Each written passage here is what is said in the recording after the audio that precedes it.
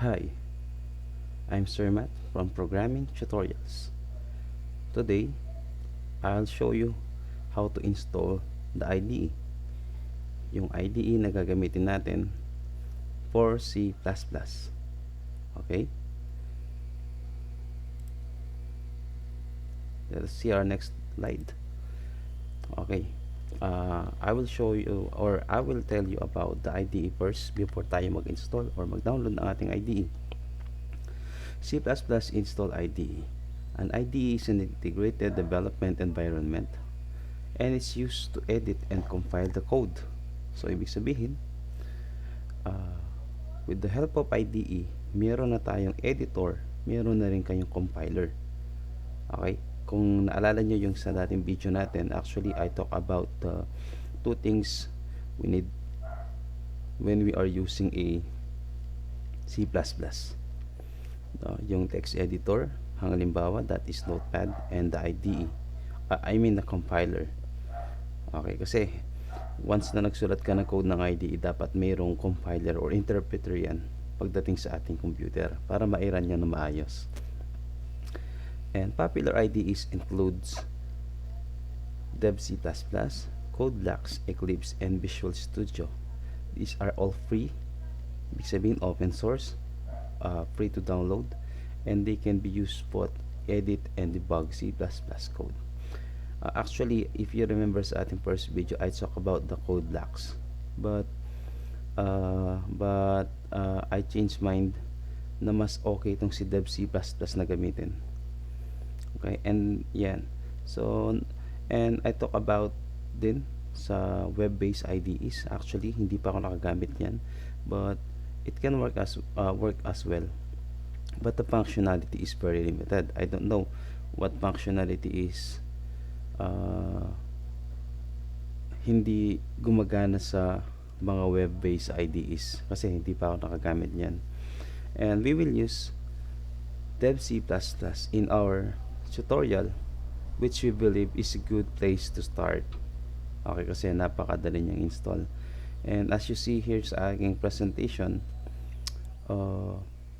pwede natin i-download ang ating Dev-C++ IDE sa ating https sourceforge.net na nakapaste sa ating slide, and we have to find this file para makagamit tayo ng IDE na Dev-C++. Okay, so next, and so ito yung ating references from www.3schools and sourceforge.net. Alright, so balik tayo dito. I have to copy this link, yung nakikita nyo sa ating slide, or we can go to the browser. Wait, let me open example of browser para maipakita ko sa inyo paano dina-download ang ating Dev-C++. Okay, kinapi ko yung link, no? But anyway, ipopost ko naman sa description part ng ating YouTube, ng ating video para ma-download nyo. And there it is.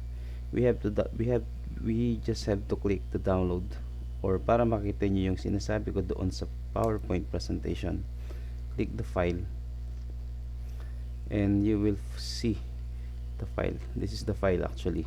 Okay, we have just to click this para ma-download natin yung file. Okay, so we need to wait at least 5 seconds para ma-install ang ating Dev-C++.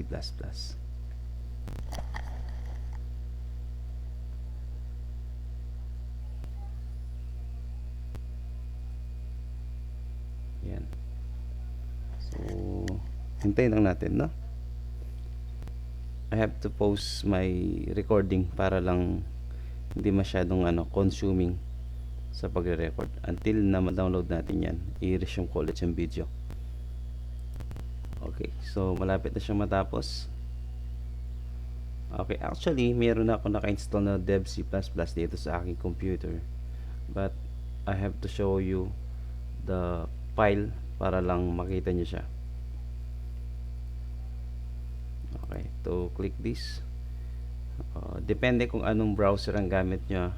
In my case, I'm using a Microsoft Edge. Okay, this is the file actually. You have just to run this, right click and run as administrator. Okay, sa pag-install ng application, just click next. Every time na mag-ask siya ng confirmation, just like this, we have to click yes.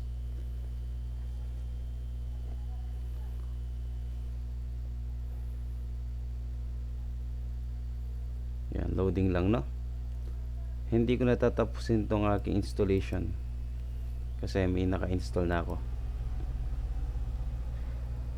But if you need a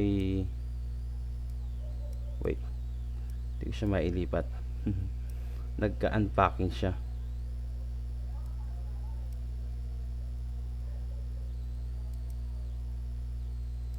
Once na na-install nyo na yan o nag-run as administrator ko, yung mag-unpacking yan for about 100%.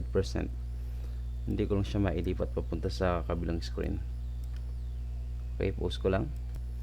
Okay, after unpacking, ito yung mangyayari. I have to close this browser. Alright, just click okay. Yan. And you have to click agree, then next. So sa destination folder, it's up to you kung saan nyo ilalagay, but for me, ipa-follow ko yung default location para wala na akong gagalawin dyan. And install. So ayan, installing na yung ating C++. Okay, post ko lang itong video, ano? Pag malapit nang matapos, i-resume ko siya. Okay, so after running the progress bar, ito yung kanyang kakalabasan. So we have to click finish. Alright, so wait lang tayo, no? Loading siya.